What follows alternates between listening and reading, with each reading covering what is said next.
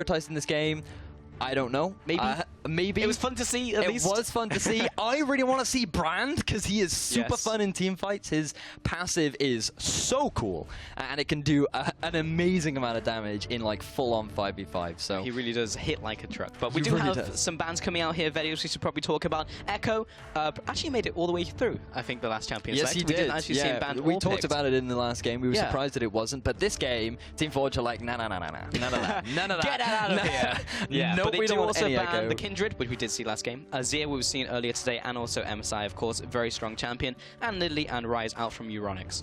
Yeah, this is not too much of a surprise. We had a discussion earlier on about what really is going to change moving on to 6.9, 6.10, and while there were a bunch of cool new stuff coming in, the old stuff wasn't really hurt. Yeah. And so why play with something new when the old stuff did its job perfectly fine? So they're still sticking to things like the Kindred, like the Nidalee. Graves likely to be a priority moving forward. We did see a really great Gragas come out earlier in the game between Fnatic Academy and Low Priority, so we could potentially see Gragas come out once again, but Trundle is actually the priority right now. So something we have been seeing rise to popularity here in the Challenger Series so far.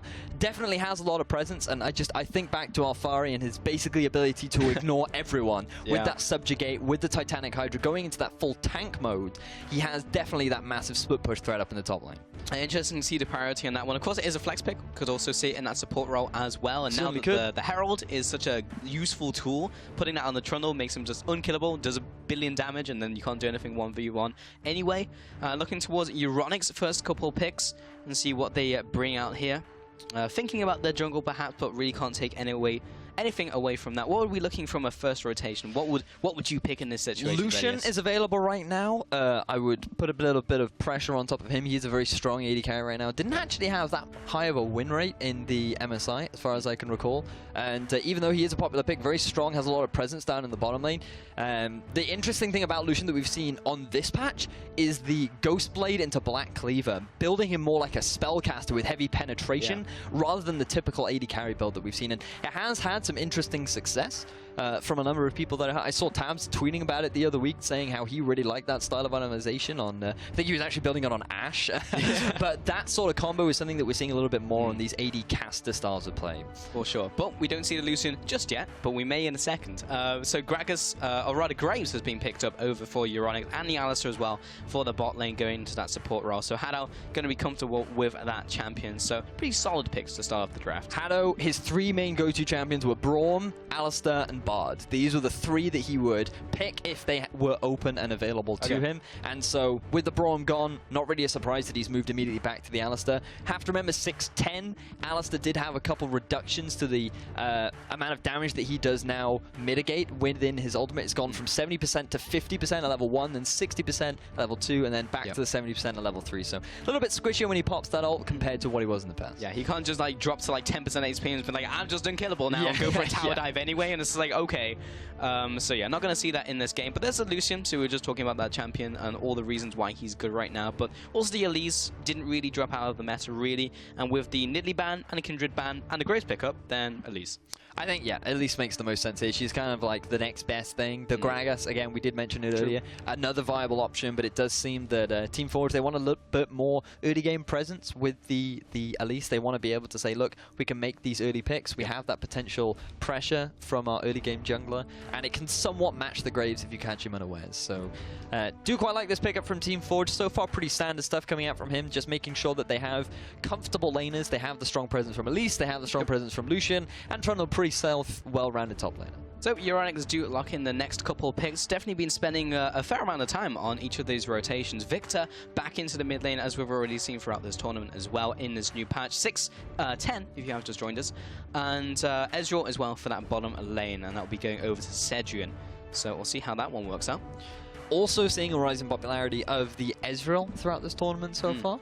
The safe AD carry that has that nice spike come the mid game so far hasn't been, it didn't work out phenomenally for our last matchup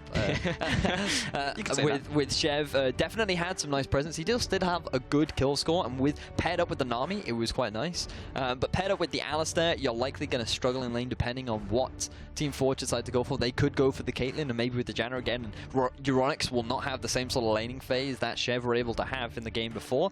But we'll have to see moving forward. This Victor has had a couple changes. The delay on his E is a little bit longer now, but his ult. So the cool thing about Victor now is I feel that he's got 2 build paths. Okay. You've got the Rylai's or you've got the Lichbane. And I was talking to Stress about it in the office, and he was like, if you go for the Lichbane sort of build, you're going more DPS, and it's kind of like, aren't there better alternatives? Right. But it is still an option, and I've seen a couple of pros build it. Like I saw High, he was going for that type of, it's more like a solo carry sort of build, but then you can go for the Abyssal Rylai's route, where you're putting all the damage in your ultimate. You're like, I want this to be a big team fight sort of, rather than a dually sort of skirmishy style of Victor. Oh, just have to see what he builds in this game and what the composition really needs as well. But we do have the next 2 pickups, Morgana and Bard. So you gotta assume the Bard goes in the support role, which means that Morgana will go into the mid up against Victor most likely. Wow, okay. So Morgana, I was not expecting the Morgana. As far as I can recall, there were no changes to Morgana in the patch. Nothing significant has happened to her, which to me says that something in the items has piqued Forge's interest. They've said, okay, this new item in the game, and we have had quite a few changes, is actually really good on Morgana right now, so let's look to try and pick that one up. Maybe the Athenes, you have to remember that Athenes has had a couple of changes to it, so that it's more of a supporty mid laner item rather than the heavy sort of, or this heavy sort of mana regen that it used to be. But based on the composition, they do have a pretty good pick composition coming out from Forge. You have the Bard with the Cosmic Binding, you have the Dark Binding from Morgana, you have the Cocoon coming out from Elise, so definitely a lot of pick presence coming out from Forge. A lot of bindings on that team. And the last pickup, wait, that was a Swain pickup actually. I wasn't even, I was looking at that. I was looking at Morgana, I was like, that's weird, and then like they were just like, a Swain managed to get all the way through. I didn't even recognize the icon, it's been so long since I've seen it. Wow, okay, going into the top lane as well, no less. Not even into that mid lane, so that's against Trundle. And we're just talking about like Trundle, he's going to be looking for that 1v1. I don't even know what Swain wants to do anymore. So did you see the Reddit video this morning of Swain on 610? I did. And I was talking to Stress and I was like, so do you think we'll see Swain? And he was like, maybe? Perhaps. And I was like, what lane do you think it will be in? He was like, I don't know. It's tough to say. And I agreed with him. Like, it is tough to say. Where do you really put that Swain? And against the Trundle that likes to steal your stats, well, Swain's not really going to build that defensively. He's just going to build health. Yeah, he's going to build a lot of health. And wow, this is going to be a cool matchup. Really excited. Could we potentially see the first lane swap of the day here? Maybe. I mean, I don't know. It's just like, what does Swain do anymore? Because he's had a lot of changes to his kit where his like power's gone. In terms of what even Decrepify does, it doesn't even just summon a laser bird on top of him anymore. It goes into like into a zone. So yeah, definitely a different playstyle. He's gone for the Deathfire Touch Mastery. I like it. I do like it. The Deathfire Touch. I think it scales quite nicely with the Q. I forget the name of it, but it amplifies your damage. So now it's a flat. The Torment gives you flat 20% damage increase, as opposed to the scaling before. So just like in the patch notes, they give a public service announcement: don't max that ability. It's not what you want to do. Max the bird killing stuff. That is the ability that you want to max. Max the bird. Yeah, max the bird. Because he's all about the birds, and especially now that he goes into his ult, that's the big change on 610. It's no longer a percentage of his damage done; it's a flat health that he now gets back. So having that means that he has way more sustain in these fights, and the more birds that he gets off, the more health that he has. There you go. Syndra, it's all about the boars. With Swain, all about the birds. There we go. We're learning on the EUCS broadcast here, but we're going to be getting into this 5th game with 4G. It will be Team Forge up against Euronics SEG as we get into this game. Going to see a temporary line of scrimmage. We may break that open very shortly. Mimic is going to be going into this top lane here. Obvious. He's going to be looking for a spider, but Taiki's waiting for him. And Magi Felix in the mid lane as well. So again, we're seeing a style of teamfight composition coming out from ESG. There seems to be a red side thing where you have the teamfight compositions coming out. You do have better positioning for the setting up for the dragon, given that you have that easier access. And that could be what they're looking to fight around, whereas 4G much more towards that pick style of composition, playing around this Lucian, trying to make sure that he can be that massive carry. Really interested to see how Jizuki plays this Morgana in these mid-game team fights, because Morgana is not a champion that I've seen in a while. I think MSI, when LeBlanc, Faker up against EDG, when they picked the LeBlanc into the Morgana. Last MSI. Yeah, the last MSI. Yeah. So I think that was the last time that I saw it in competitive play. Morgana, quite a unique really obnoxious to play against in lane. You take 3 points in the Tormented Soil, you drop it, the backline dies, and it's constantly shoving into your face. Against the Victor, that's not going to be too much of a problem. He has plenty of wave clear available to himself. He has that Death Ray as well. So it's going to just be wave clear up in the mid lane, as we are actually seeing the lane swap come out from 4G. They want to avoid that Trundle matchup going up against the Swain. Well, you did call it, and now Den, he's putting poke damage down onto Obvious and Phones. You can even see the damage from the Thunder Lords as well. Hadar, he's going to try and do the opposite. He steals 1 million, 9 gold in the bank. Just a bit of annoyance, but that will take some of the experience away from that double jungle coming out here. Magi Felix in the mid lane, and as I just said, basically a farm lane. We've seen it a couple times in the European LCS, and last bit I believe Ica brought it in. It was just like, well, he's going to Tormented Soul the wave, and then he's going to do that about 8 more times, and that's just the laning phase. Yeah, that is just the Probably laning more phase. than 8 more times, more like 80. But look, you can already see it happening now. The Victor struggling to deal with that. Decided to go for the cleanse due to the massive pick potential that 4G do have available to them. So let's talk about this lane swap just a little bit, because on this patch, experience has changed in the jungle. So duo jungling now is not as efficient as it used to be. You get the jungler gets way more experience than your partner does. So what 4G have decided to do is just immediately send all 3 members up into the lane. They want to get Mimic on as much experience as possible. Phones they decided to keep in the duo jungle for a little bit longer, so this could hurt the tempo of ESG with taking this turret down in the bottom lane. As you can see, 4G, Mimic's still level 1, but both top laners are going to be at the same sort of deficit. Both are going to be lacking that experience. Both are going to be falling behind, but 4G want this. They want to make sure that this Swain is far behind as possible. Yeah, regardless of whatever happens to Swain, you reach a late game Swain, you just don't want to play against that.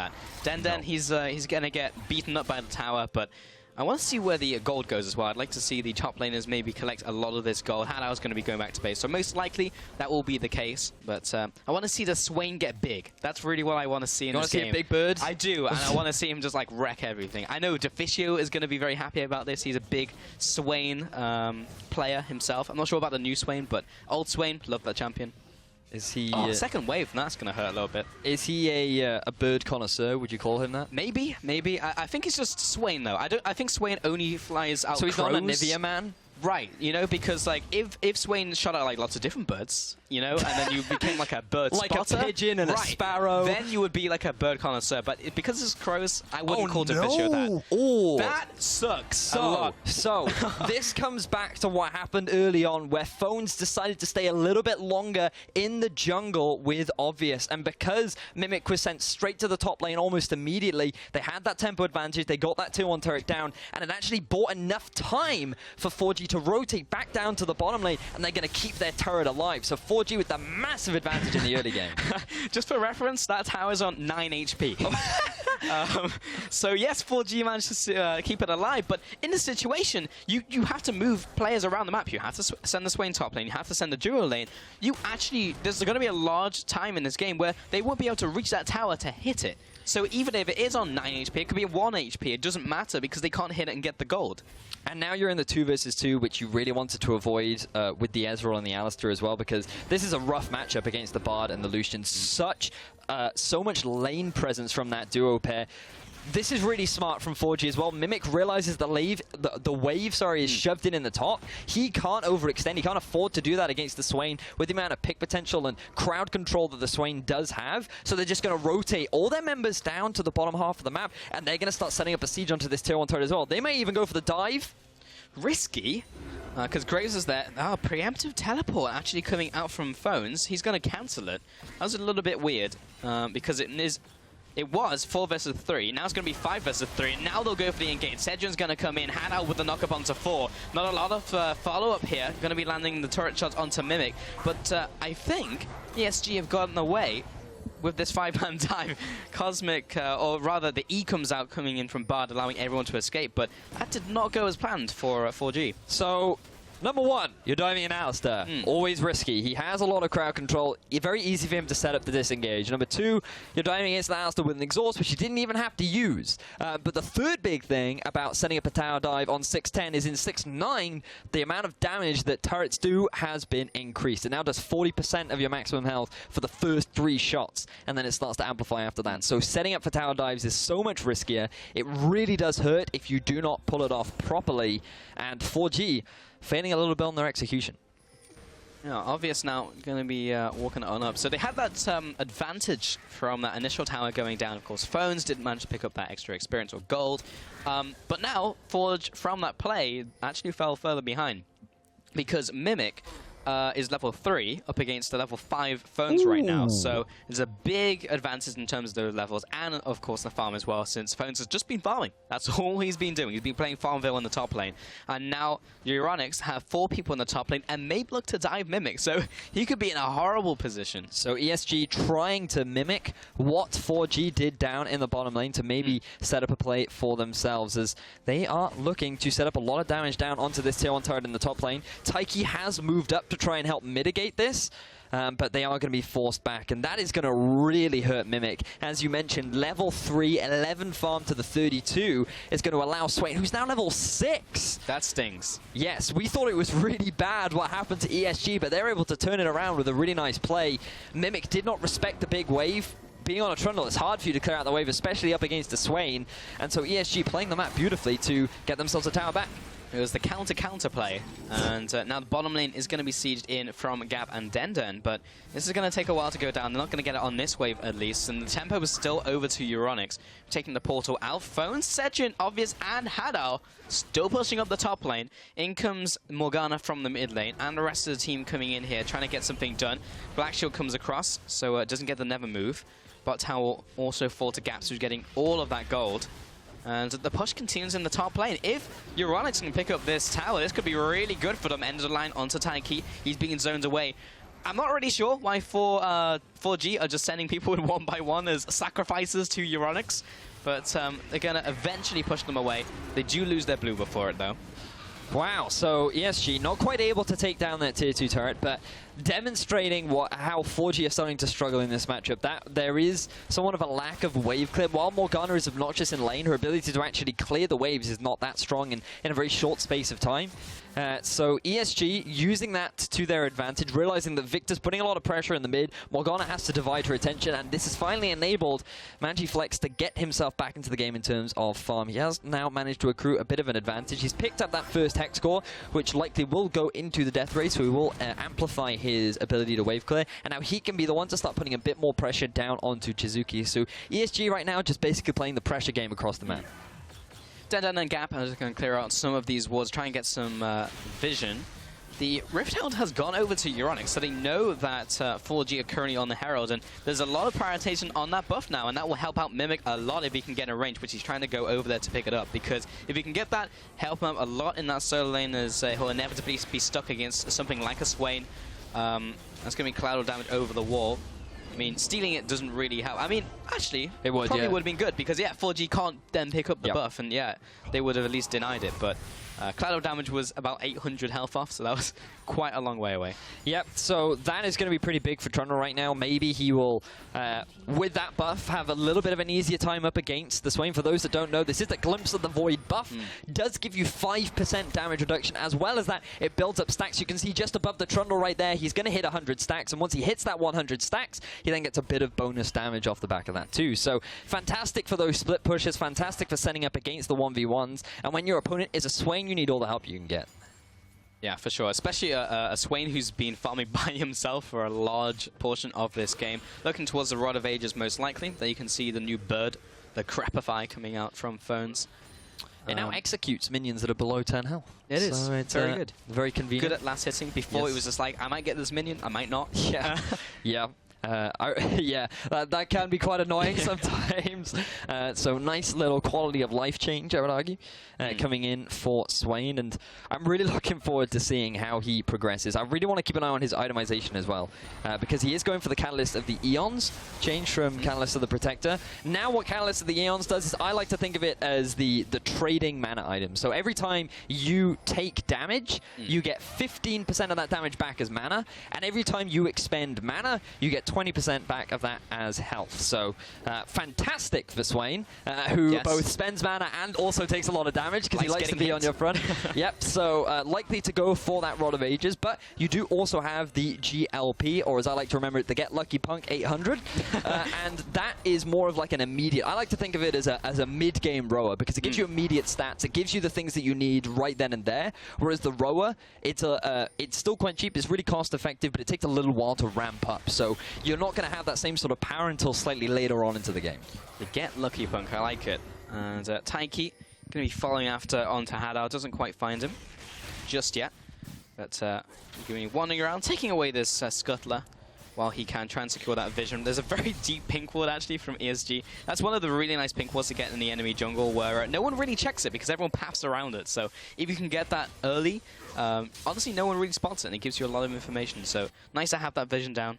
So ESG right now, they're just keeping phones up in the top lane once again. He's set up the freeze. He has his level 8, 73 CS to the 49. So 4G, I was just thinking to myself, they need to do something right now. They can't just allow this Swain to free farm up in the top lane. It's really not good for your team. You're allowing him to ramp up and reach a point where he's going to become uncontrollable. So they're going to make the play for the Dragon, which I think is smart. Pick up that neutral objective, and it's just going to help mitigate that rough early game that they're having so far. For sure. Dragon goes over to Team Forge, and Obvious will now head on over. So I believe that was the Cloud Drake, not the Crab Drake. That would be something else. 15 movement speed out of combat. So if it was in combat, maybe a little bit better, but the prioritization goes down a little bit compared to, say, an Infernal Drake. But still, a strong buff. They got to go fast, man. They got to go fast. Trundle needs it so that he can run away from the Swain. So he's just going to be like, oh, I see the Swain, I'm out. Yeah, as long as he doesn't get hit by Swain. Yeah, if he gets hit by the Swain, then he's going to lose it. But he also, stacked on top of that, does have that Glimpse of the Void buff. But even with that, he's just like, no, I refuse to go in this 1v1 lane. Guys, just stop putting me anywhere near him. So he's going to now set up his own freeze. Could this be an opportunity for ESG or 4G? They're just going to look for a shove. I'm pushing out this mid lane, but decent wave clear over from Euronics as well, so a little difficult to make that happen. Banana comes in, and we'll clear that one away. True Shot Barrage in from Sejin out of the bot lane, who's still farming up a Storm. Actually, a little bit far behind Gap, who has a slight CS advantage on him. Slight CS advantage in the mid lane to Magic Felix, and in the top lane, of course, we know Phones is basically banned himself, but he can be forgiven, that being Mimic. That's he was on the receiving end of the lane swap where he didn't really get anything. That was Blue having to be smited away from Taiki. That was very light. I saw it go down to like 19 HP just in case a bird took it from the phone. He was just like, well. I was like, is the bird going to steal this? Yeah. And I'm like, nope, I'm smiting it. My smite does like 800 damage. No. That trumps it. And it's instant as well, so no travel time. Unfortunately, there are on birds. Birds do not teleport, unfortunately. Not yet, anyway. And Nivea, if she took teleport, could teleport. That's true. And you can do that in egg form as well. I still want to see that play in a competitive game. We've seen it before, I think, a couple times, but I think Froggen did it. But maybe that was in the solo queue game. All right, so ESG now grouping up in the top lane. Hanao has joined them to set up a potential tower dive if they need it. Mimic does have the Glimpse of the Void buff to mitigate if ESG want to try and set this one up, but they're actually sending 4 members, so they really want to try and commit for this tier 2 turret up in the top lane. Yeah, Den is there. And the tower took a fair beating last time they were there as well. So we're going to see if they can make this defense happen. They only have 3 people around the area, though. And they're keeping Gap in the mid lane, keeping Jizuki in the bottom lane, and also has his teleport. So I think they're good to go. Euronics are going to try and crack open these towers in a different lane and rotate that onto this mid one. Going to clear out this minion wave. Maybe overkill, but well, he's going to go back to base anyway. So culling used from Gap onto minions. So the thing ESG are going to struggle with is they're running a double AP comp. Yes, you could still argue that Phones acts as a front line. He is that tank. He's decided to go for the Rod of Ages, so he's going to take a little while to ramp up, get those 10 stacks, be that beefy front line. I wonder what his second item is going to be, because I've seen from a couple Swains a Spirit Visage to help set up for that healing. And given that the magic resistance will help you because it's up against a Morgana and an Elise, arguably, but they're not going to be the main damage threats. It is going to be that Trundle and that Lucian. So do want to keep my eyes on what he decides to go for moving forward. But the thing that concerns me for ESG is this ability to take these turrets. Ezreal doesn't typically build heavy AD. You have 2 AP casters, and now it has been changed so that if you have more AP than your AD, you will hurt the towers a little bit more, and as you stack more AP, you will then do more damage to turrets. Yep. And if you pick up things like Void Staff and Abyssal, your magic, you can now use penetration effects to affect the turrets as well. But still, their siege isn't great, is the point that I'm trying to get at. Yeah. That is a good core point to have here, Vedius. And now, Phones is still in the top lane. He's always been in the top lane. I feel like you could have said that about Phones at any point in this game. He's just in the top lane. He's just still farming. Yeah. Mid lane, though, is now being sieged in by 4G. Gap is going to be trying to run away. Never Move doesn't quite connect. And Bard is going to take the journey on out. Phones now, he does have that TP, but he's with the rest of the team already. So going to see Mimic in the top lane. He's still got his own TP, so he can teleport into the mid lane just in case things get hairy. But I think for now, we're going to see another disengage. 16, almost 17 minutes into the game. We haven't seen a kill go down yet, just being these objectives being traded back and forth. Thing is, it is okay for Phones to just sit up in the top lane because likely that he has great connection with the rest of his team due to that teleport. That's true. You would have thought that would be correct for 4G though, but yeah, exactly with Phones. Right now, Dragon going to be spawning up in 1 minute. ESG, with their superior teamfighting composition, could look to set up a play around it. They've already got quite a lot of vision control around that area, as 4G is trying to clear that one out because they also know that that Dragon is going to be spawning relatively soon. So both teams wary of that neutral objective. If we can just have a cheeky look at the Dragon Pit, we can have an idea of which Dragon is going to come next, and then we can decide how much priority the teams are going to be putting on it. So I do believe that that is the Air Drake. I'm pretty sure that's the Air Drake, the Cloud Drake. Maybe. I think it's Ocean. We're going to find out in 37 Cloud, seconds. Ocean, Cloud. I guess we have stuff to look forward to as the game progresses. Yes, we do. I can't wait. Can't wait. Gap and Taiki. Hype. Dragon Hype. Gap and Taiki are going to be heading on down. What we know at least is both of these teams are going to put the vision over that area and make sure that they can try and contest this one. First one, of course, went over to 4G. Going to rotate towards this mid lane. Probably take this tower down. Only Magic Felix is there, but there is just a single minion remaining, obvious, and the rest of the team are going to defend this one. So chipping away these towers ever so slightly before they can eventually knock them down. Jizuki taking so much damage from Magic Felix. You can see ticking every 2 seconds now. That is a lot of damage. You can see it chasing him down. Oh! Collateral damage will finish off the kill. I did not see that one coming, and I don't think Jizuki did either. No, that was beautiful, and that is going to result in ESG being able to pick up the Ocean Drake, which is going to give them some really nice regeneration as the game progresses. This is the Victor that we were talking about. The changes to his ultimate mean that he does do a lot more damage. You play around that ultimate more, and based on his build, he is going more towards that Rylai's, so he is going to be building around that ultimate and basically saying, I want a team fight. I want to have an impact. I want to keep you in my ultimate for as long as possible, because for every tick, it chunks, and you saw it right there. It enabled Obvious to get that kill. So have a look at this. Jizuki, he didn't really think much of it. Oh, it's just a Victor. Hey, it looks fine. How many Victor ults have I seen? Right, so there's another tick down to 10%, and then the collateral damage. Almost that was max range as well. That was beautiful. Really nice snipe coming out from Obvious. Clearly showing that he still has the mechanics. I don't know. Is that really mechanics? I would say yes. Yes? Yeah, he lined up the shot. He took it. And Magic Felix as well, because Jizuki in that situation, I believe he still had flash. Yeah, and he was on 60% HP. He was just like spell shield, so he was like, "This is fine." Do you know, like when you see that picture of the little dog sitting in the house on fire? He's just walking away, going, "This is fine." Exactly. Yep, until he died. Until he died. Yeah, so now if you see a Victor in your ranked games, remember to just flash, actually. Just get away from the ultimate, because the Cloud does so much damage now. Just flash. That is the motto of today. So we've got don't face check. Don't face check, yeah. We've learned about the LeBlanc curse. That's true. We've learned that birds are pretty cool. Yeah. And we've also learned that you should flash if you see a Victor ult. Yeah, but not always. Just get away from it. If a Victor uses his ult to clear the wave, you're like, whoa, I gotta go! I gotta leave. All right, so got the engage coming in the mid lane, or some poking at least to try and take down the middle lane, that being from Euronics. And now Jizuki coming in as the Tempered Fate catches Hadao, but maybe not the best member, because he, of course, has his ultimate. Mimic going to get caught after the side of this fight. Hadao, he's dropping low, but just have Unbreakable Will. Magic Felix is going to be fronting up the front line.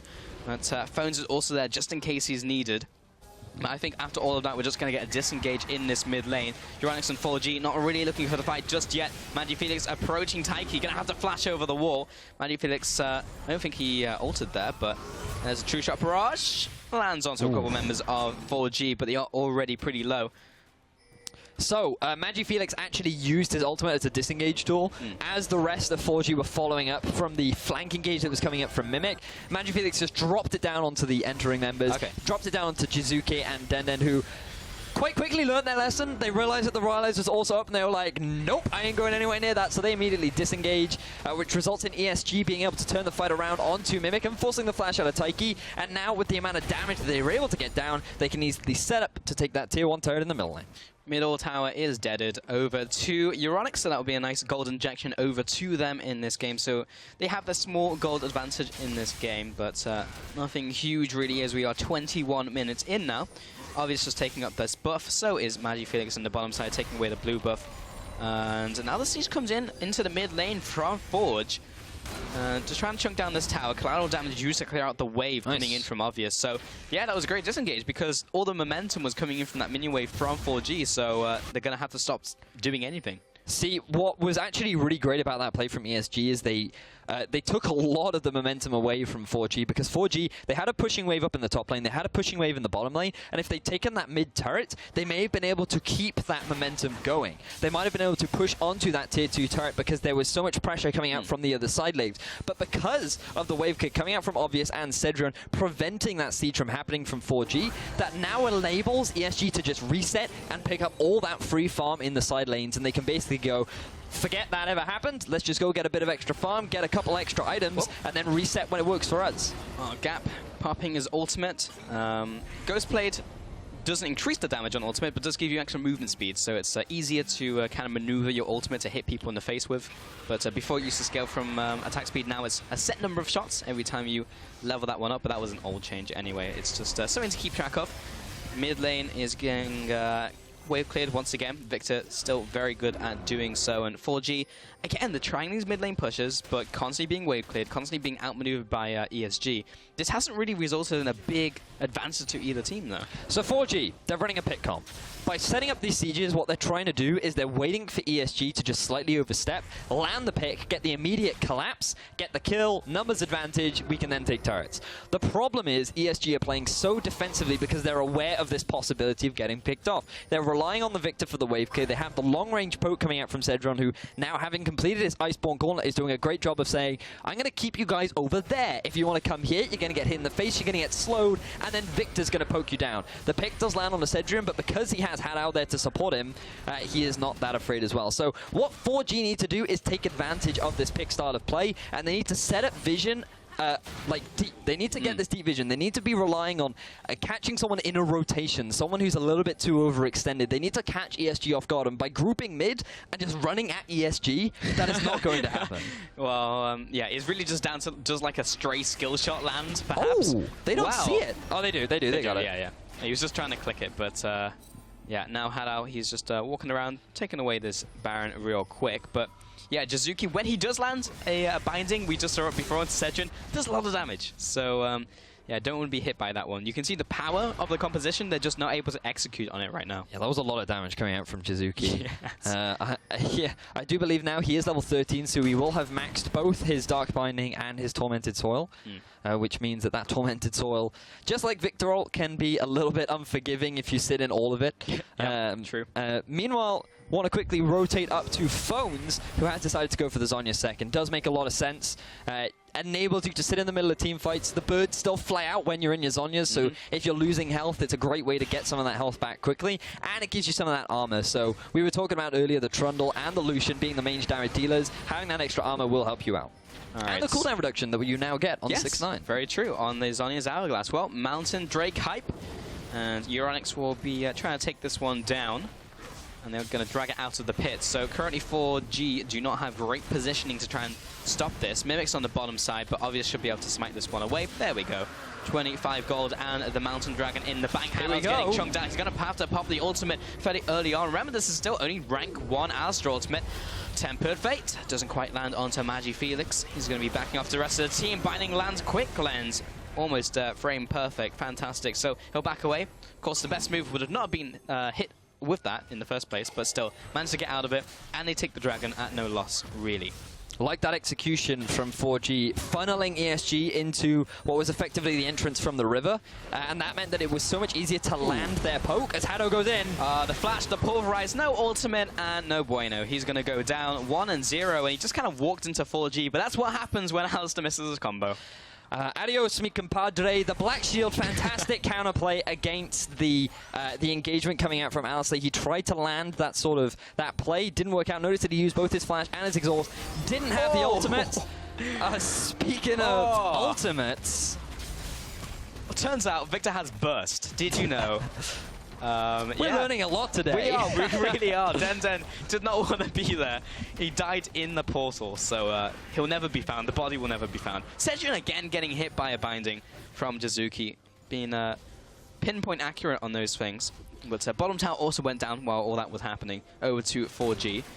It's alright, all 4G need to do is collect the Dragon Balls and they can bring Den back. That's true. I think he's already back, though. I think he's good to go. He's kind of just sitting in base, though. So that was a quick collection of the Dragon Balls. It was, yeah. They did it very, very efficiently. But 1 kill to 2 in this game with 4G and ESG. Only 27 minutes into this game, so not been a very bloodthirsty game, but a lot of objectives being traded, a lot of attempts at plays being made. Of course, you kind of hit the nail on the head earlier, where 4G were pushing up the mid lane, they needed to set more vision down, and ESG playing so defensively, it's like, what are you going to do? So the reason why we're not seeing any fights is because, just look at the comps. Where does the engage come from? We've seen a couple Tempered Fates come out, we've seen a couple Flash engagements come out from Hado, but both are pretty obvious in their engagements. Sure. And with the Black Shield, it's actually very difficult for Hado to set up that kind of a play, as we saw earlier on. So neither team can really just hit the go button, force a fight. They have to play around an objective, they have to land a pick, they need someone to overextend. Basically, you're relying on the other team to screw up. And these two teams, given their caliber, fighting for a spot in the Challenger Series, it's very unlikely that they're going to make such an obvious mistake as overextending.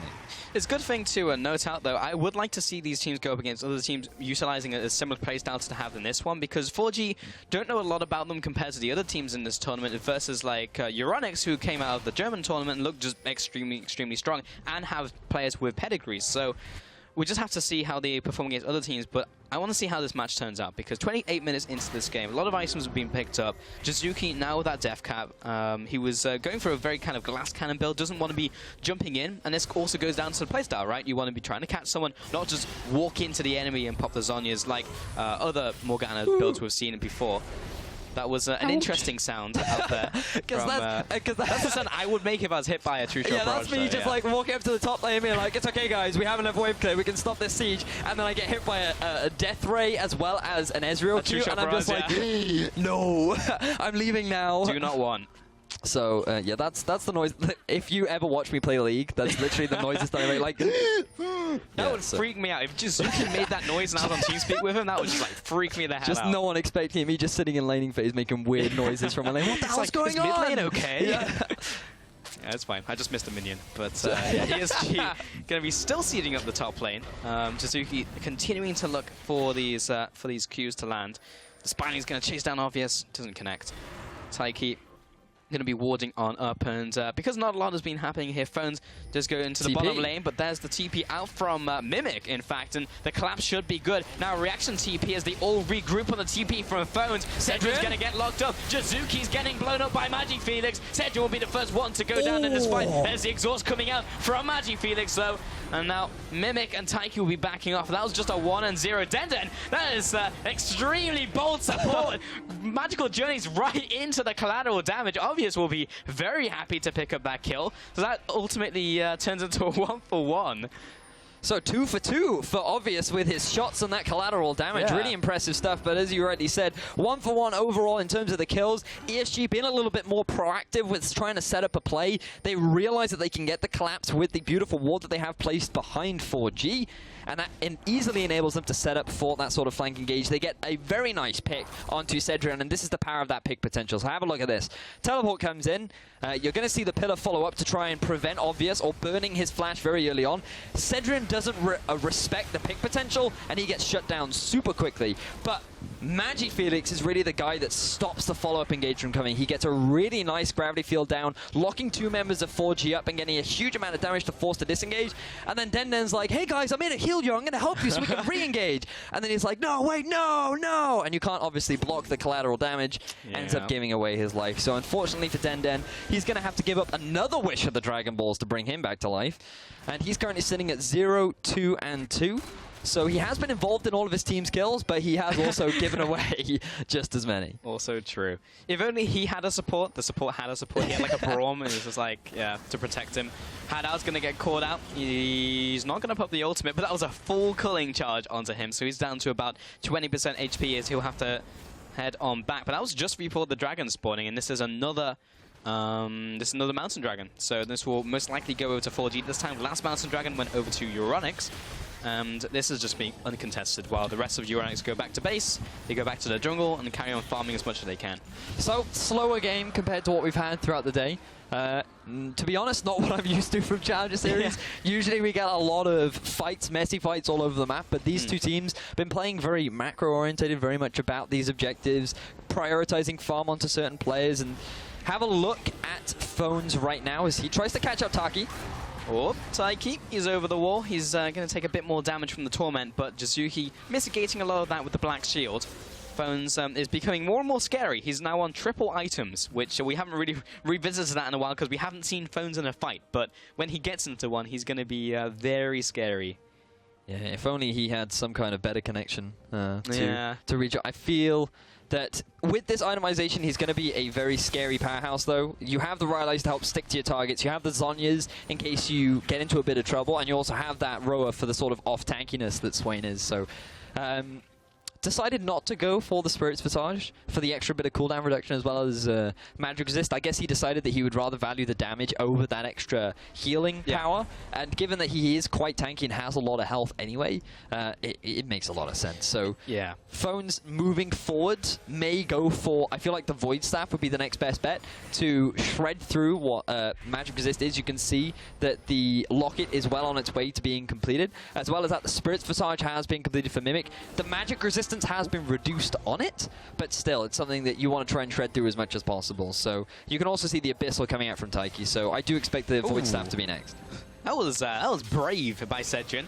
He jumps forward into Taiki and another 4 members by himself, but actually gets out alive and actually gets a lot of poke down onto Taiki, takes him down to about 50%.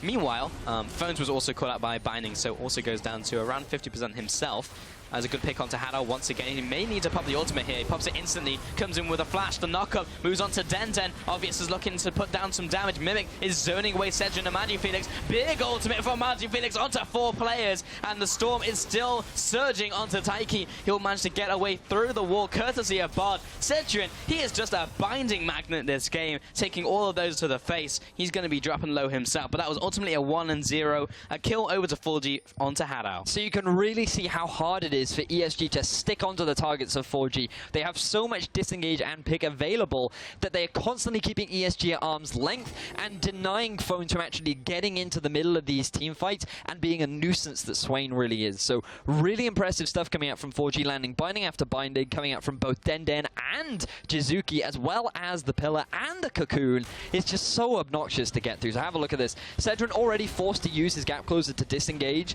Gap just dancing around, doing what he can, and there's the first pick.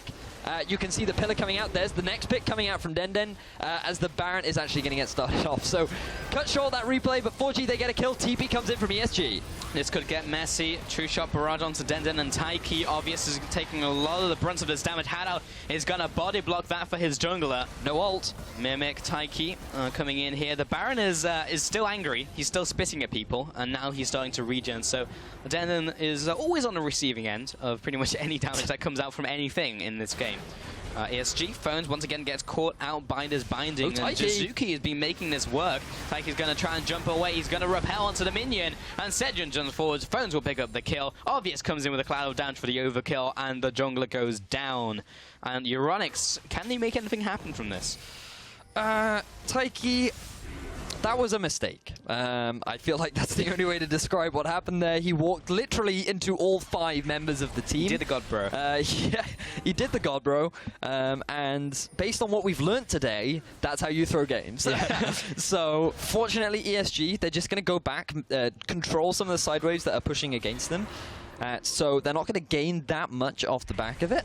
But Taiki, I'm not a fan of his build. I feel like he should have gone a little bit more off-tank. I feel like he should have he could pick up something like the Frozen... Well, I don't think he needs the Frozen Light. He just needs to prioritize magic resistance. Banshee's Veil would work quite nicely on him. The magic resistance on that hasn't changed.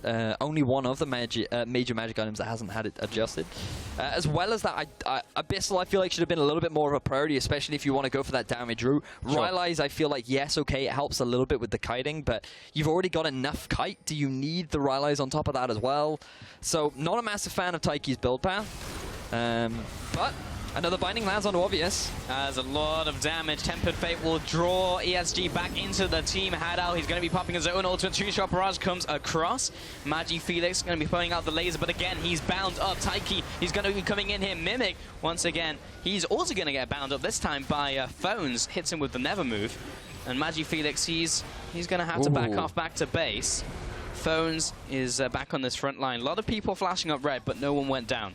So, now you're seeing the ESG being the ones to force to disengage because 4G starting to group up and do exactly what they did in the early game, but this time it's working out beautifully for them. They're landing their bindings, they're landing these picks, and it's enabling them to get a lot of damage down and force a lot of summoner spells out of the side of ESG. Flash gone. Taiki!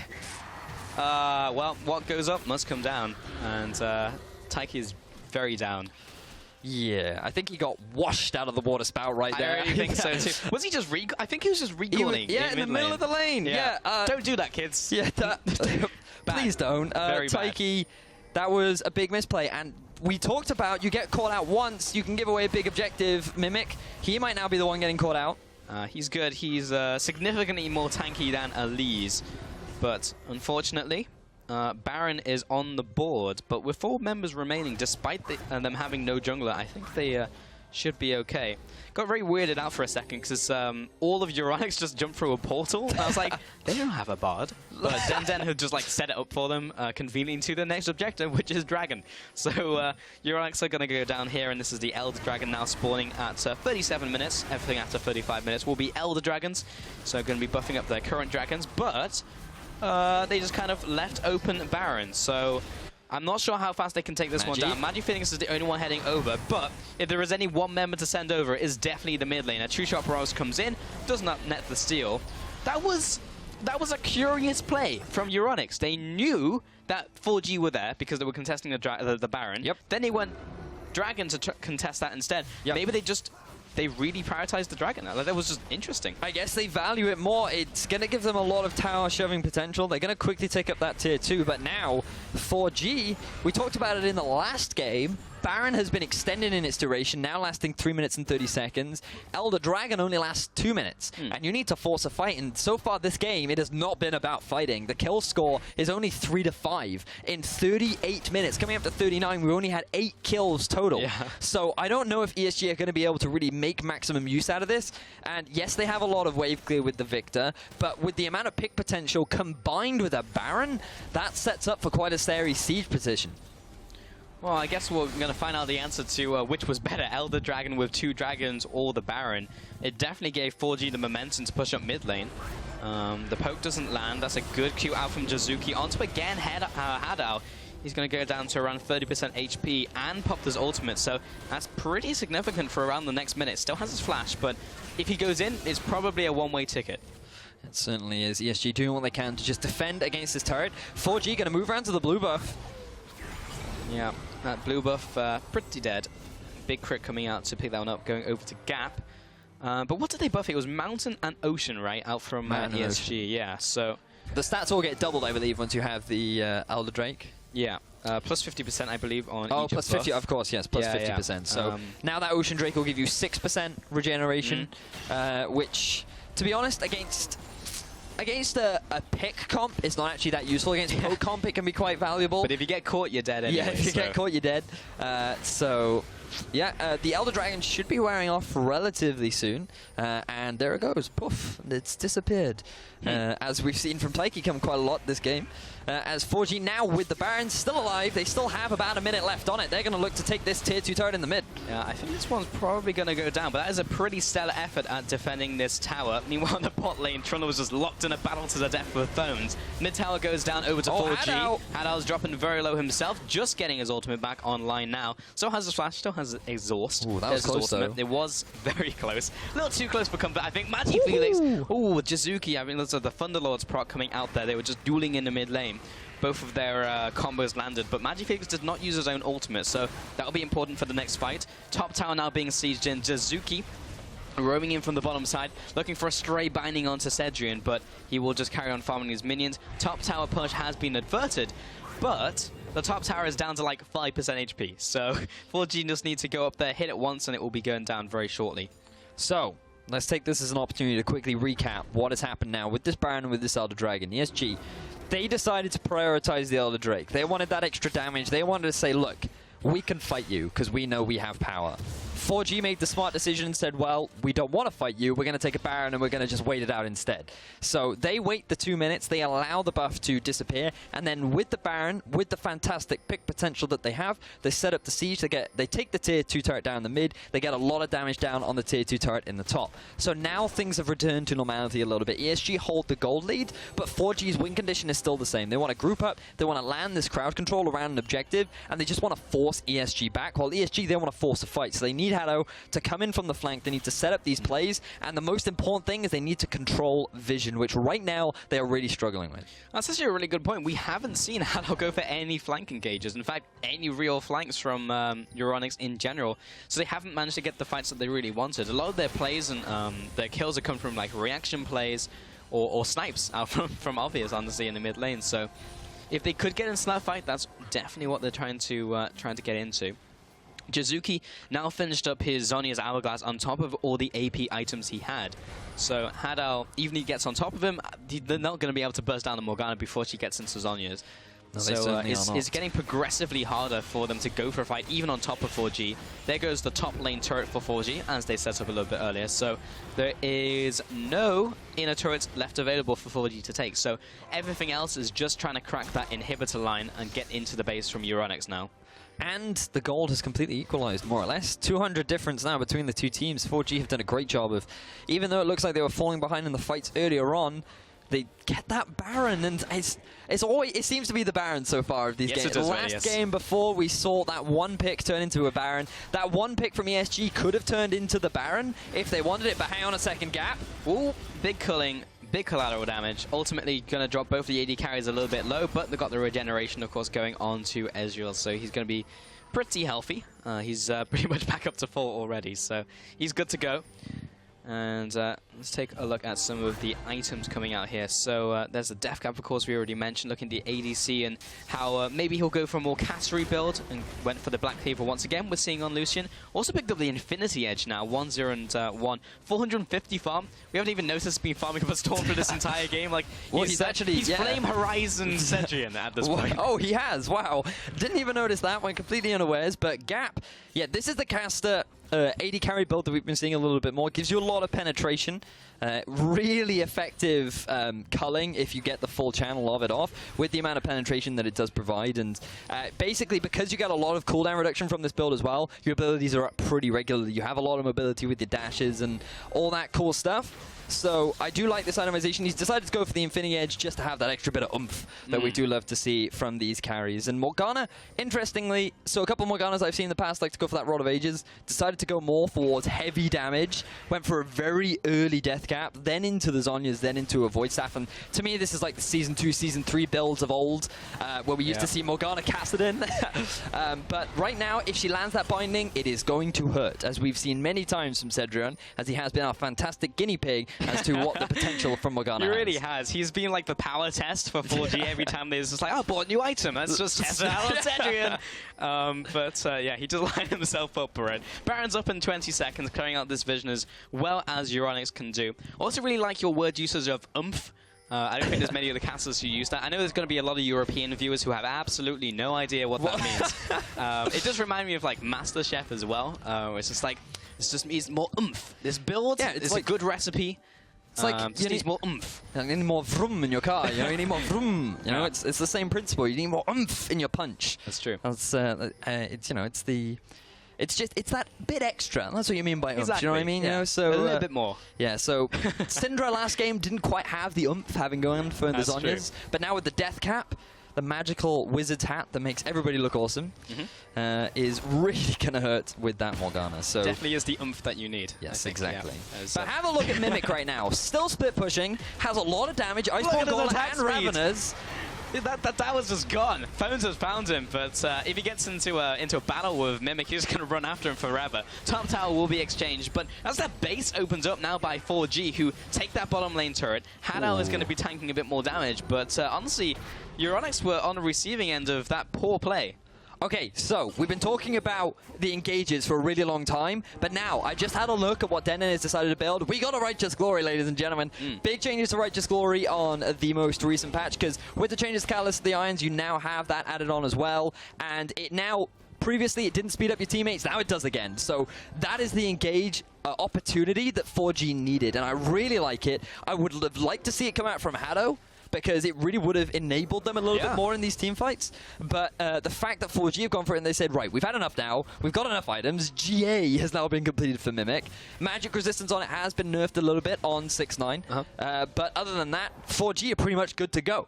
They've got all the items that they need. Frozen Heart as well as the Abyssal now all completed for Taiki, so he's going to be a little bit tanky. And I feel like this game will come down to just one big team fight that will decide everything. I mean, sometimes you get those games, right? I mean, everyone's starting to cap out on items. Pretty much everyone in this game, even supports to a certain extent. Picking up those consumables, of course, and that's basically it for the support build. So I really feel it will hit that point where it's just like, we're now 47 minutes into this game. The teams are just going to go at it. Someone's going to come out ahead, and it will be the end. I mean, ESG, if they can get a 5-on-5 fight, that's what they've been looking for the entire game. Victor lands an ult on 4 or 5 people. They're all just going to disintegrate. I feel like we're going to get to... I feel like both teams said at the start, like, how about we just farm until late game? And then both teams said, agreed. Cedrian? That's where we're at this point. Oh, Cedrian. He jumps over the wall. He survives somehow. Hadao comes in for an engage. Phones over the wall. Never move. Does not connect. Magi Felix, there's the ultimate. Respect the ultimate. There's the flash. It is. And Taiki and Suzuki will limp away with their lives. Flashing up red, but still alive, of course. But Mimic is in the bot lane. Of course, there's a Trundle just pushing away down here. So ESG, they need to make a decision. Do they commit on Baron and then try and take this one down? Or do they send someone back, or they try and do both? Well, and currently they're just going for the Baron. Good stall out by Denden. He puts down the Tempered Fate. Mimic now coming in. That's the smite going over to Obvious, so Baron is secured by Euronics. Now, Gap and Mimic aren't quite there in time, but Mimic did secure the bottom lane inhibitor, so again, it was a trade. Was it worth? 4G are going to get the Elder Drake as well, so was it worth? So, this is the ultimate question, because Mimic, he's now at a point where I don't even know if phones can trade against him, because this Trundle, he does get a little bit ridiculous in the late game once he's full build. Ooh, snipe, is it? No, nowhere even Not close. even close. 6,000 HP remaining. So, okay, so Mimic, yes, he gets that bottom inhibitor, which is fantastic for 4G. It means that there's going to be that constant pressure that someone has to respond to, and you have to be honest, like, with an AP top like Swain, he's going to struggle a little bit to get through those empowered super minions, which might mean that his wave code is a little bit weaker, but you have that constant supply, which could stall out this Baron. But that does mean you're not going to do anything with the Elder Drake, because it does only last those 2 minutes. You have to try and force something in. The real question for 4G is, do they want to force something against a Baron-empowered ESG? Because it is risky. You are walking into a lot of empowered minions, and you do get those bonus stats from the Baron buff as well. So it's... I feel like we're just going to continue. I feel like this game could very well go on for an hour because both teams are struggling to engage. The Righteous Glory wasn't even used by Denden in the last fight. Once the Baron was dropped, he was too afraid to force the fight. And so both teams just returning to farm mode. And at what point does farming become not an option? When they all cap out. But they are capped out. Look at them. When they start selling like random items to pick up like better items, or when the junglers start swapping out like the jungle item for like something else. But all right, once they've started buying pots, surely that's the point at which you realize you've got enough gold. You'd think so, Vedius. But we're now just cresting 50 minutes into this game, only 10 minutes away from the 1 hour mark you were just talking about. So I think there's a very real possibility we hit that. Euronics are trying to defend their top lane inhibitor tower, but do remember that their bottom lane inhibitor has already gone down, so the super minions pushing down there. Someone's going to have to defend that, and because they have no true AD carry, it's going to be a little difficult to clear away the super minions. Magifelix is going to be the one who's going down there to clear this one away. There's the culling. Gap, he's not going to feel too badly about it not doing too much damage because he's got so much cooldown reduction, it's going to be up in like 20 seconds. Yeah. Not quite 20 seconds, but very shortly. Yeah, it certainly is. This is the caster AD carry that you and I were talking about in the early game that has been rising in power. Would be cool to see it on a couple other AD carries. We did see it on the Misfortune earlier on. But the siege continues from 4G. They have the dragon that I do believe has just worn off. Oh, Gap. Phones has been called out by the binding. Gap takes a bit of damage in return. Obvious has maybe stepped a little too far forward. Great Pillar comes in from the Trundle to stop Obvious there. Now, Hadat will block up a bit of damage himself. Now he'll be backing away. Sedgen, don't take the binding. Good. And now he'll stay alive. So no one went down from Euronics. Phones is back in from base. He's going to come in very fast. That's a very fast bird. Here comes a true shot barrage. And Obvious going on forwards. Jizuki and Magifelix. Let's go back to mid lane. Let's go back to the laning phase. Let's go have this one-on-one. Phones, he's found him. There comes the bird. Bird is sat down, nothing to kill. Now the bottom lane is still pushing, and this is something that ESG have to continue to try and defend against. So, Phones flew in like a falcon, trying to set up a play, used his Baron-empowered recall to, after taking a lot of damage, going back to base and then quickly rejoining and being like, yo guys, I'm back. But didn't work out. The thing that I've just realized from 4G is they have no grievous wounds. There is no Morellonomicon, there is no Mortal Reminder, which means that Phones is free to regenerate as much as he wants. I don't know if I'm a fan of that. I feel like Jizuke at this point could swap out Frostqueen's claim for a Morellonomicon. He probably has the money, and it would really help against Phones. If he'd had that health regeneration cut in half, then it really would have helped to get that kill, and then with the numbers advantage, they might have been able to finally break a little bit more into the base of ESG, but that did not happen. The stall continues, Baron is gone, Dragon is gone, Inhibitor likely to respawn within the next 1 minute, and yeah, so slow game. For sure, 52 minutes in now, and as you mentioned, Phones was very tanky in that last fight. Very, very tanky. Got hit by a binding. Generally, that should spell doom late game when a Morgana lands a binding on you, but he just kind of shook it off and walked away and went back to base, so he was good to go. And looking towards 90,000 gold for both teams very, very shortly. Starting to cap out on items. We said that like 10 minutes ago, but now they're really starting to cap out on items because there is so many of them. There are the pots. There they are. The pots. Now everyone's just huge. Looking at the trinkets as well. 2 blue trinkets coming out from ESG. And you can see the, I think that's a Mortal Reminder coming out from Gap. Yeah. So they have heard your prayers and they've picked up an item which will help them slice through the Swain just a little bit easier. So, now, Gap, the question is, does he really want to be the one in range of the Swain? Not really. So, I'll hit him with my culling. Yeah, so, yes, he has the Mortal Reminder. If Swain does happen to get on his face, he will be able to cut that damage or that health regeneration in half, thanks to the Grievous Wounds. Yeah. Because at least it's some physical damage, so he can actually just call him from like super long range away. It's like, all right, now the rest of you go get him, because I don't want to get in range of the Swain at this point in the game. Al's decided to conclude his build off with the Spirit's Visage, so his healing is going to be improved, so if any time to get it, this is the best time to get it. But Cedron goes in, he gets hit again! This time though, he does have the Mercura Scimitar. That's going to be flashed away from by Cedron, and now he has no way to get away from the Trundle. The rest of the team is there to save him. That's a lot of regen coming out. Phones is basically the one-man army. Goes into Zhonya's as Magifelix looking to back him up. Got a lot of his health back in from the flock of crows. Now, Jizuki off to the side. He's basically by himself. Will have to flash away from the Never move, and Phones will back off. Now, without that flash from Jizuki, he can't go for that multi-man ultimate as Gap gets slowed. Oh, Hadao comes in for the engage, and actually Taiki will be the one to receive the pulverize. Gap is going to come in with the culling, try and get the Grievous Wounds down onto the Swain, but the push will continue by Euronics. Now they back off. Wow. So, no kills going down. We're still at 3-5. ESG not quite able to take advantage of anything. Mimic coming in from the flank. 4G landing the binding down onto Cedrian, forcing literally everything out from him, which is great. Now moving on to the future, if 4G land another binding onto Cedron, who does seem to be a little bit of a magnet, then they could get the numbers advantage that they need. But Cedron, he's playing hyper-aggressive. Oh, Cedron again, another binding, and he's just dead. Mimic is going to be the one to take him down with a nice chomp to finish him off. Den comes in, Magic Phoenix will flash away from the binding. Never Move comes out, doesn't manage to hit anyone, but does zone him away. Phones onto Taiki, or maybe it's Taiki onto Phones. Another binding, another follow-up, another cocoon, but Phones, he's just eating all of the damage. The Swain just won't die. 1-0 over to 4G. Now they'll turn their sights onto Baron. So this will be the third Baron of the game coming out between 4G and Euronics. And just as we talk about Cedrian eating a binding, he does just that. Jizuki with phenomenal aim, able to realize that Cedrian has nothing. He's used the flash, he's used the heal, his Mercurial Scimitar still on cooldown. He's just used that dash to close the gap onto Mimic, and he eats it, setting up perfectly for 4G to get exactly what they want. He has the slow, just beautiful execution coming out from 4G. There's absolutely nothing that ESG can do at this point. They've lost so much damage, and it's just phenomenal stuff. Look at this again, though.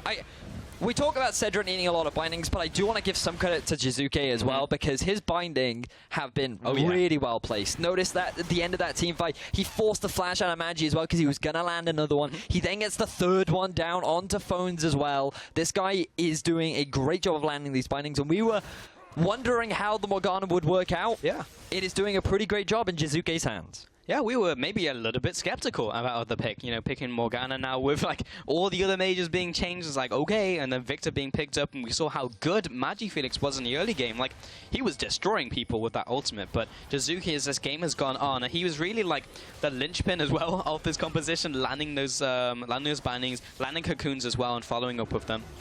I like this from Euronics, looking for a flank engage, but it's just a little bit too late, and Mimic might find them with a pillar, and he's so tanky, and he has the Guardian Angel that he could just run into them, die, and as long as his team can catch up, they'll be in a good position for a fight. He certainly can be. Right now, notice that ESG feel like they're playing on the back foot, given that Cedron has eaten so many bindings so far. He's playing a little bit safer, like he should have been throughout the game, as, Taiki. Maybe true.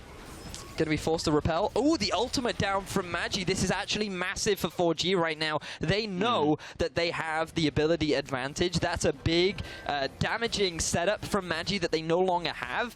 So 4G, this could be the opportunity that they want. They could use this as that gateway into taking down that inhibitor once again. I mean, it's an 80-second cooldown now on the Chaos Storm for Magi Felix, so this is a big window that 4G can utilize to try and take this one down. We're only around 2 minutes away from 60 minutes to Dream, so I'm excited for that one here, Vedius. Maybe it's now time to start taking bets on how long this game will go. But now that 4G are pushing into the base, you have to feel it won't be too much longer. Phones, again, he's tanking up. Another binding from Jizuki. But he's regenerating a lot from these minions as well. He's down to around 60%, but doesn't mean too much when you're Swain. Obvious and Hadal. Hadal this time looking for a flank, but he literally walked past the pink ward, so good luck with that. All right, so I'm going to make the call. At the 60-minute mark, Jizuke's going to land a binding. He's going to find a fight, and one team is then going to end the game off the back of that fight. Okay, we'll see if it pans out, and I will call you out if you are wrong. So Gap and Jizuki, they are the major damage dealers of this team. They're trying to play around Mimic, who is trying to be as far forwards as possible. There's the culling coming in as well. Binding onto Hadal. He may have to pop his ultimate, but good zoning from Cedric and Magi Felix using their respective abilities to push away some of the threats. Taiki, he's pretty low on mana. He's been sending a lot of cocoons out, a lot of volatile spiralings, so needs to be a little careful of that if he continues to siege. He was using the Rune Glaive right there to actually get some mana back on the Grom, so quite nice interaction coming out from him. Notice now they're moving towards the Drake. This is it. This is very likely to be the big team fight that I was talking about. 59 minutes on the clock. Can 4G pick this one up? Hadal's chunked. Mimic is there with Jizuki. I think the Elder Dragon's going to go down regardless, and Yeah, ESG kind of wandering, but they got to be careful. Cedric, he's a little too far forward once again. Hadal, he's going to try and save him. Lots of CC onto Mimic, but Jizuki, he's down. Magifelix lands the ultimate onto a Mimic, goes into his Guardian Angel, phones over the wall, tempered feint. He may have just saved the feint of Mimic as he's backing away. Collateral damage, won't find a snipe this time. And that was a 1-0, but the Dragon went over to 4G. But have a look at the minion wave up in the top lane. This is absolutely massive for ESG. 55 seconds on top of Jizuki right now, and even though 4G have the Dragon, are they going to be able to stop the siege coming out from ESG? Well, we'll see if they can make it happen. Big minion wave in the top lane and the middle lane. That's like 5 minion waves all stacked over the top lane. There's 4 cannon minions. I don't think I've ever seen 4 cannon minions in one place. Crazy push in the top lane. Someone's going to have to deal with that as the middle inhibitor goes down. ESG, we're just crested 60 minutes, ladies and gentlemen. Are we going to find that team fight that Vedius was talking about? We'll see if it happens. Obvious is pushing in. And if we get that team fight, most likely Euronics are going to pick up this game. Taiki, he gets the engage up. Gap coming in. Magifelix off to the side. Phones looking to land some CC. He's a big scary bird, but he's taken so much damage from a fully charged Culling. He goes into Azonia's Gap. He's going to have to cleanse out of it. Phones, another binding lands. He's going to have to flash away. Obvious on the receiving end of the cocoon. Taiki, he's backing off. No. And no one dies. The game continues. Oh, the game carries on. ESG and 4G just can't find any kills. It is just so difficult for them. Let's have a quick recap of this team fight. Jizuki goes a little bit too aggressive with the flashing age. I feel like that's pretty much the first one of the game we've seen from him, and ends up backfiring in his face because he is the only one to actually go for the engagement. I felt like 4G wanted to just go for a hit and run, get the Dragon and get out, but that is not what Jizuki had in mind. He ends up paying for it with his life. 4G with the Dragon are able to fend off the siege. They give up an inhibitor, but the game goes on. 100,000 gold over to both teams. They have like all of the gold. Let's take a look actually at the gold. Yep, everyone's pretty much floating on full items. We've got 2,600 over to Gap, another 2,000 in the top lane for Mimic. They're just sitting on. They can't use because they're just capped out on items. So if they want pots, you can have pots. If you want anything, the world is your oyster. Oh, hello. He's getting caught by the binding, but he has a Guardian Angel at this point as well. And the rest of his team is, he's there. The rest of the team's good to go. Magifelix is going to jump in. Gap's taking a lot of damage. Oh, respect the ultimate. Mimic, he's going to go down. There's no Guardian Angel. This could be an opening point for ESG to push into the base. Wow, ESG, you said it, respect the ultimate. They did not do that, and ESG finally get themselves another pick, but we saw this before. They had the numbers advantage. They were able to take out Jizuki, who was one of the main wave clearers, and they still could not do it. So can they do it against 4G? Are they going to end up overextending and giving away the game to 4G, or will they finally be able to close things out? Or are they just going to run away? I just don't know. Honestly, at this point in the game, when you're past an hour into the game, one team fight will just determine it. Like, if you decisively win a team fight, even if 3 people die, that's just, the game is over for either team who wins that one. So far, it's been such a nail-biter because only one person has died from, like, each team. Phones, he's being caught out. There's the fully charged Culling onto him. Wait, did he have no Zhonya's? He had Zhonya's! He did not respect it! He just didn't use it! Respect the Culling! Respect the damage! Baron is dropping very low. It's going to be a smite fight. 3,000 health remaining. Obvious, he's getting chunked down himself. It's stolen by Taiki, and now 4G against all odds. This might be enough for them to close in for the win. Magifelix and Sejun are still alive. Denzen doesn't land the cosmic binding. The follow from Taiki. He's looking for a cocoon. It's on to Hadao. Not quite the right target. He's still very tanky. But Jizuki and Mimic, the tag team, they're coming in. This is the Nexus turret's going down, and they just can't respond in time. They're getting collapsed on 5 versus 3, and I don't think there's anything that Euronics can do. Mimic and Jizuki are waiting for the cavalry to arrive, and Cedric and Hadal are doing all that they can, but they just lost the mid laner. And 4G, they're on to the Nexus, and somehow they upset ESG, and it's 1 hour epic. GG 4G taking down ESG in a 63-minute slugfest. Woo! What a game! They were basically like, "Hey, Vedius, we heard you're new to the LCS. Here, have a 60-minute European game." Oh, I was my like, God. "Great, thanks for that." So, where do we start with that game? I mean, it was a lot to break down, but let's just talk about that final fight because all of that, ESG was so far ahead, pretty much like they had the tempo in that game, and it was just like, well, basically just in the base, waiting for them to finally engage.